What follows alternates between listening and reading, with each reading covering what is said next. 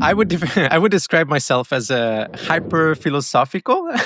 Since I was a small kid, essentially just obsessively wondering about the nature of reality, why there's something rather than nothing, what happens after we die, Same. and I guess like people in your audience, probably you're probably a hub or selling point for people in this with this condition, this mental condition, and.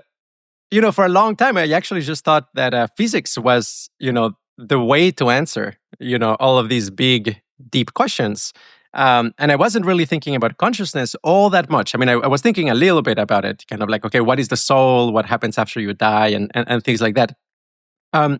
But it actually was at the age of 16 where I had a kind of like a ego death mystical experience where it really made me kind of like reconsider that the sense of being a person or the sense of being me was kind of like the default, state of affairs. It made me question like, hey, hold on a second.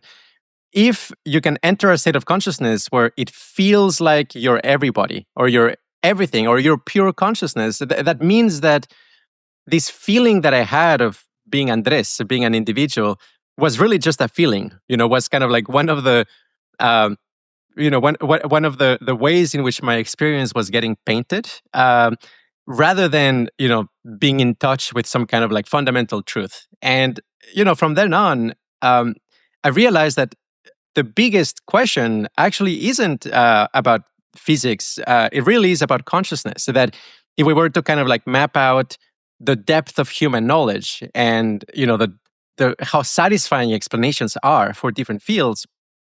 In physics and chemistry, biology, there's a lot of mysteries, but we have kind of like quite a bit of a picture. At least like we can do a lot of things with this picture. But when it comes to consciousness, it really feels like we are, kind of like babies. The science is really just not there. Like there's so many things that we just don't know and can't understand. And I just thought, hey, actually, if I'm serious about understanding reality and making sense of it, probably the biggest bang for the buck actually is going to be on the field of consciousness. And for a bunch of other reasons too, kind of if, like happiness and well-being turns out to be, what life is all about or what the meaning of life is, then really understanding consciousness, will give us a window into how to access that in a much more, efficient, robust, rigorous way.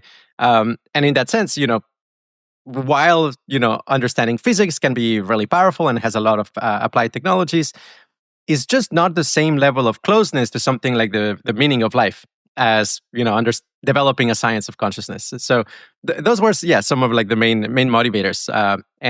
Since then, I only applied to universities that had like programs, in particular, that has something like a cognitive science degree. And then I looked for like possible career options where I could, in some sense, like blend rigorous science and, advance my understanding of consciousness. And in 2018, I actually decided to, dedicate myself full-time to consciousness research by, starting the Qualia Research Institute and just trying to make it happen full-time. So I would like you to tell us about what the Qualia Research Institute is, but it's also my understanding that you're primarily interested in math. Before university, no? Yeah. I would say I used to be, very, very, very, I mean, I'm still very into mathematics, although I don't know nearly as much mathematics as I wish I did. But I was, I've always enjoyed like puzzle solving and kind of like understanding, so a really beautiful aesthetic of mathematics is kind of like proofs, that you can know for a fact that something is true, even if it's hard to intuit or make sense of, kind of like in an everyday sense.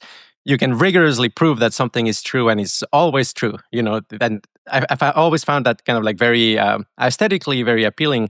I used to participate in like math competitions, and it used to be kind of like what I imagined myself being in the future, being a mathematician. And it really wasn't until the age of 16 that kind of my worldview was flipped upside down and realized, hey, hold on a second, consciousness is the bigger mystery. That said, that aesthetic has really carried through. And the way I approach consciousness is through the lens of uh, arriving at mathematical models of it. And ultimately, I think that, mathematics has been extremely successful in the realm of physics. And I see no reason why it's not going to be just as successful in the realm of consciousness. At the end of the day, I even think, physics and consciousness will be two sides of the same coin. So it's, approaching it from both sides. So, other than your 16-year-old self, what was an experience, or it could be part of your research, that I assume has to do with psychedelics, that shattered your conception of reality the most? Ooh. That's a great question. I think a very important I would say a couple things. Two of those are from like talking to David Pearce, who is a British philosopher. Maybe let me explain a little bit about that. Sure. Okay, maybe when I was 15, 16, I was kind of just looking online for like-minded individuals, people who could talk about consciousness, the question why is there something rather than nothing. We're curious about psychedelics, and understanding actually what is the meaning of life, and so on. And I stumbled upon a website that's called the Hedonistic Imperative, that argued that it is possible to essentially engineer ourselves to always be happy. And it sounds kind of impossible, but then there's actually a bunch of examples of people who are born with a condition that is called hyperthemia or hyperthymia, where essentially, day in, day out, they're just pretty happy to be alive, almost independently of what happens in their environment. But this doesn't mean they're actually dysfunctional. They can still, in some sense, feel less happy if a friend, is in danger or experiences illness. But nonetheless, they usually don't dip below what we call the hedonic zero, kind of like below the state of consciousness where you say like, oh, actually, this feels bad. And so, there's kind of like proofs of concept that you could potentially be happy all the time. And what David Pearce, the writer of the Hedonistic Imperative, argued was that, in the future, we might be able to engineer ourselves, even at the genetic level, to be able to be happy all the time without sacrificing any functionality. That many, if not all of the, negative states of consciousness that we're very familiar with, are things that we have access to because they were evolutionarily adaptive in the ancestral environment of adaptedness, not because it's necessary for consciousness or necessary for intelligence. So I really, read everything I could from this philosopher, and there was like a bunch of things that kind of like made me have like really important updates in my worldview from his view. One of them was precisely that philosophy is not enough to essentially solve the problem of suffering, that you actually also require technology. That, at the time I was like really into what's called open individualism, and I'm sure we're going to get into it, more deeply. But that is the philosophy that, we're all one consciousness. So, at the time I used to believe, hey, if we could like rigorously prove that we're all one consciousness, then we're not going to be afraid of death, and there's going to be no wars because we're going to realize that we're just fighting ourselves, and so on and so forth.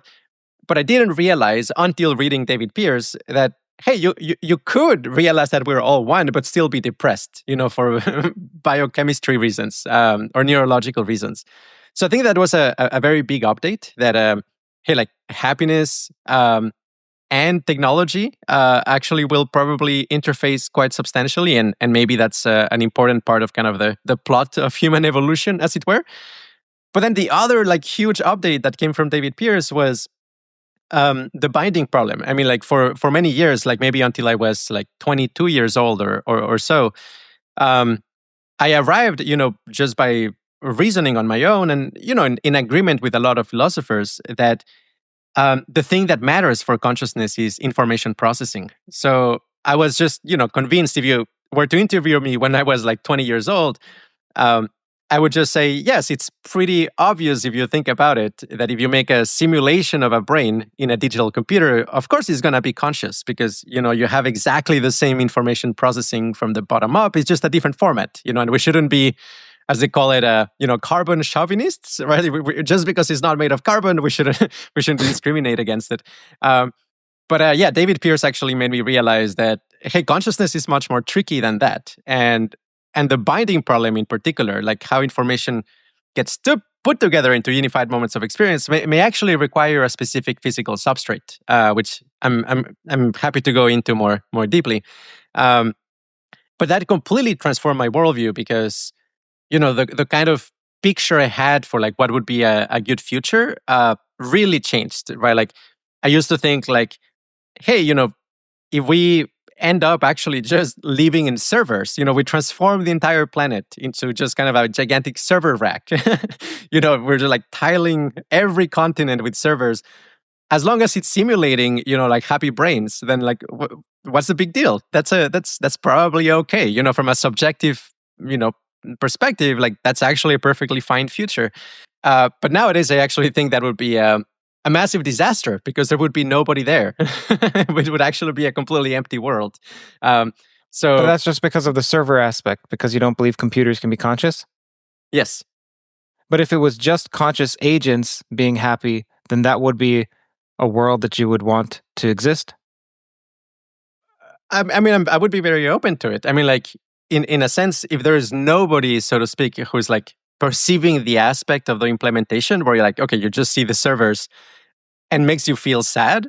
If instead, the thing that is going on in terms of experiences is, yes, just a lot of hyper meaningful experiences with very rich subjective lives. Yeah, I would probably say there's no problem there.